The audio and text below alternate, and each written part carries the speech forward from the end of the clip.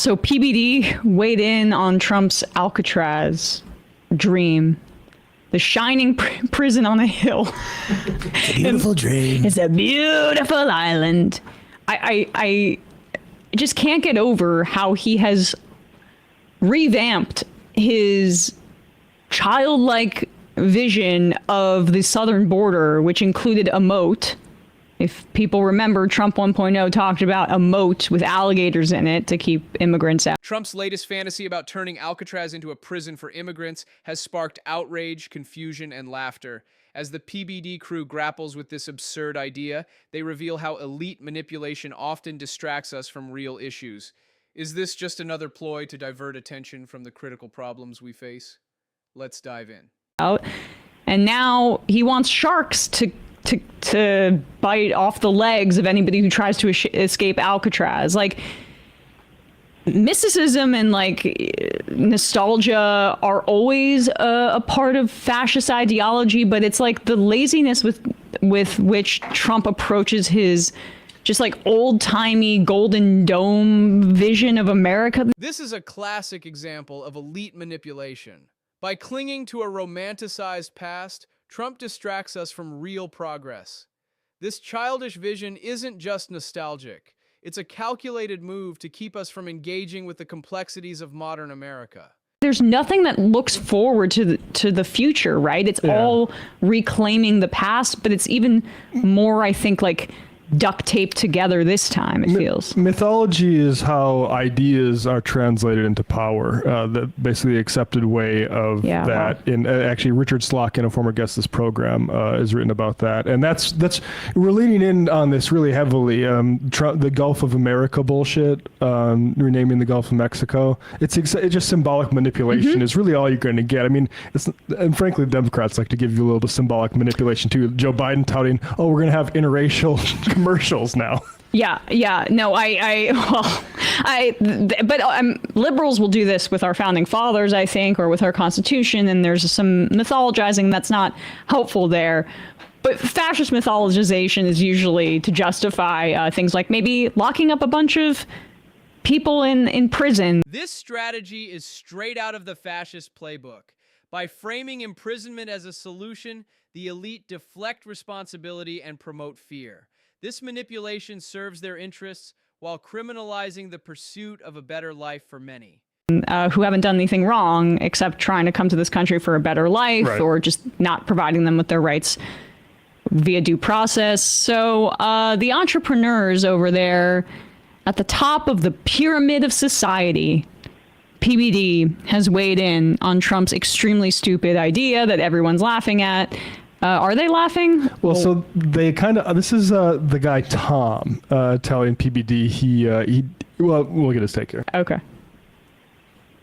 But Tom. Well, I think the great troller strikes again. He's talking to somebody. You don't always know who Trump's talking to, but he's talking to somebody here. And people are losing their mind. And I think he does that. And I think sometimes he does that on a Monday because he's got something he's going to do on Tuesday, and he wants everybody to be running over. Look over here. Look over here. And so I think that's what's going on. I mean, Alcatraz, it would be god-awful expensive to retrofit it and to build it again and to do everything. Do you think it's worth doing? Do you think you should do it?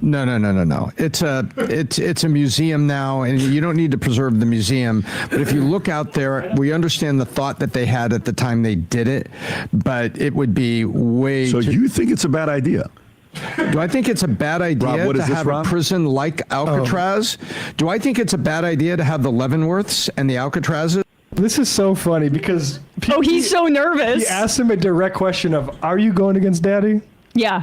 Hey. And he said, no, Daddy's right in concept. Yeah.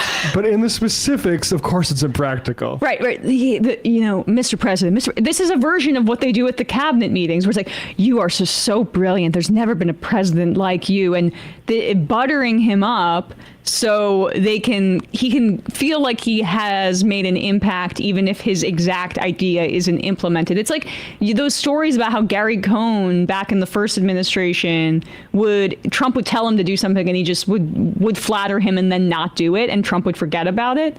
Like they're doing a version of this, but with a podcast. Yeah, I just love I love PBD being like, wait, we don't do that a lot on this show. You're saying Mr. Trump is wrong? Yeah.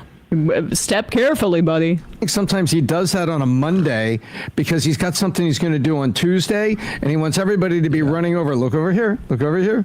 And so I think that's what's going on. I mean, Alcatraz, it would be. Can you actually go back for a sec? I want to hear PBD challenge him and almost throw him under the bus. So it comes up here. Okay, keep going. Talking to somebody. You don't always know who Trump's talking to, but he's talking to somebody here, and people are losing their mind. And I think he does that. And I think sometimes he does that on a Monday because he's got something he's going to do on Tuesday. It's a Wednesday, by the way. And he wants everybody to be running over. Look over here. Look over here.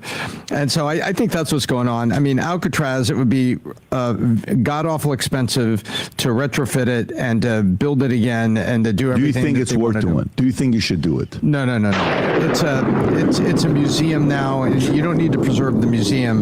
But if you look, why not preserve the museum? Okay, I don't know. Well, you don't need to preserve the museum because they don't view history as important, and it's very important not to understand history if you want to engender support for Donald Trump. But if I may just maybe refine the pitch here, what if the museum stays the same, to Matt's point, and then you don't need to fill it, you don't need to put like thousands of people there, you just get like 10 prisoners and you fortify just the bars to the cells, because I've been to that museum. Yeah, it's really cool. You could just put people into the museum.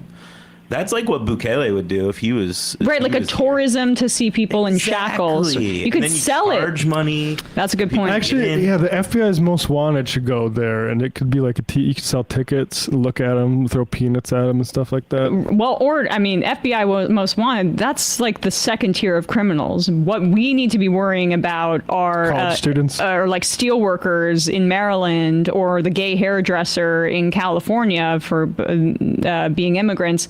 Those are the people that apparently need to be locked up there. And it's like a zoo for immigrants. That's what they can turn it into.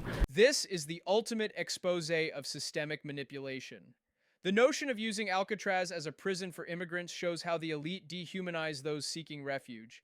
It's a shocking reminder of how power structures prioritize control over compassion, masking their true agenda. We understand the thought that they had at the time they did it, but it would be way. So you think it's a bad idea?